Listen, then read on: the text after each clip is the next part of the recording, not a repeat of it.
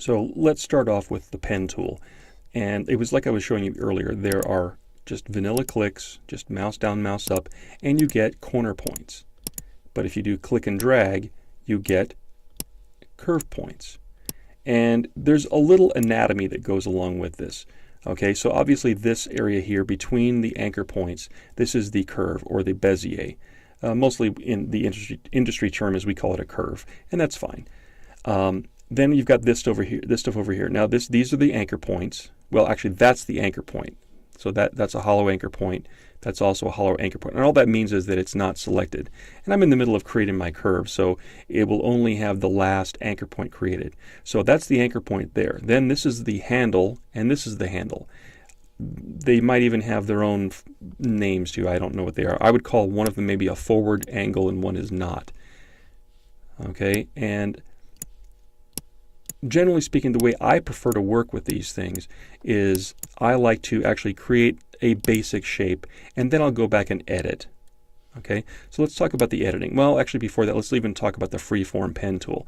I really don't like this tool because it drops way too many anchor points, but here's how it goes. It's kind of like the lasso tool where you can just like draw a rubber band like this, and then when you let go like this, boom, it turns into the shape, but it kind of puts random anchor points where it thinks you want them.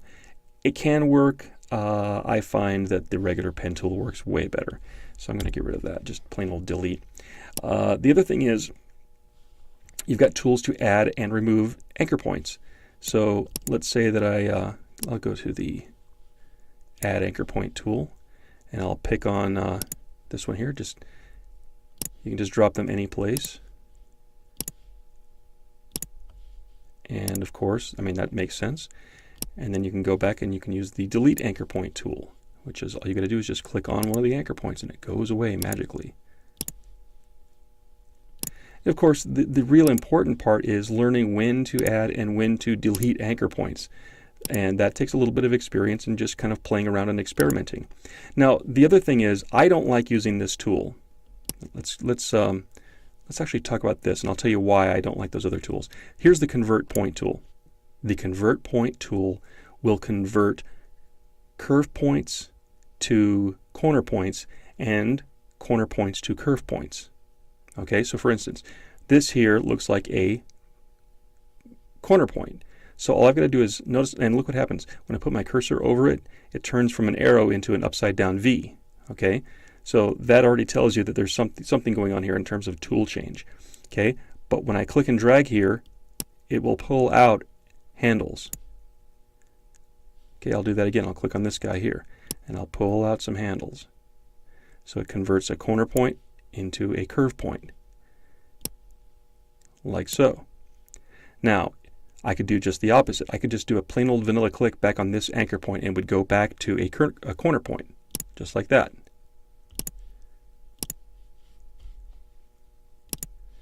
It just does straight lines. Okay, now this tool does another thing, and that is, so obviously I just made a curve point out of that corner point, and it will also take these handles and I can move the handles independently. I mean, every time you pull out a handle like this, I mean, notice what happens. This whole line is collinear. It all stays on the same line. But if I click on the handle point with the convert point tool, I can break these handles. And you can get some even weirder shapes doing that. So I'll pull out some handles there, and then I'll break this handle this way. So you get some rather angular things going on there. And of course, if you break your handles and you go, well, I want those to be collinear again, well, you can just click and drag and pull that out one more time and make that curve any way you want it. Okay, so curve point tool converts corner points to curves and curves to corner point. The way I like to break this tool down is it does three things. It will make handles, it will break handles, and it will take handles. It will take them away because the corner point doesn't have any handles on it, right? So it makes, it breaks, and it takes them away. Took me 12 years of teaching to figure that little lesson out for you guys. Okay, so those are the big tools here. You've got the thing that creates the points. You've got another kind of tool that's freeform that I find pretty useless. Obviously, you can add or delete anchor points, and then you can convert anchor points. Okay. Now, the way I prefer to work, as I was mentioning earlier, is that I like to lay out kind of a basic path or shape, which uses the paths, and then I will go back and use this tool here. Now, what this does, this is the path selection tool. And when I click on it, you're going to find that all those hollow points that are on that shape there are going to be filled in. Boom. Because what happens is this tool, the path selection tool, it selects the entire path. Okay, even if I click off and then click back on, it chooses all of them. So basically you can move the whole shape. And it will also kind of work if I hold down the Option key, I can duplicate this shape. Not that I really want to, but it kind of behaves like the Move tool in that regard. Now, I really don't use this tool all that much. What I do is I tend to use this tool, the Direct Selection tool. So it's the white arrow. Get to know and love it. So what happens is, let me start off by clicking over here. So I'm deselecting everything. Now when I click on the curve, okay, none of the anchor points are selected. Okay. Now what I can do is I can move individual anchor points. I can even select a few of them perhaps. Maybe I'll grab a few of these things.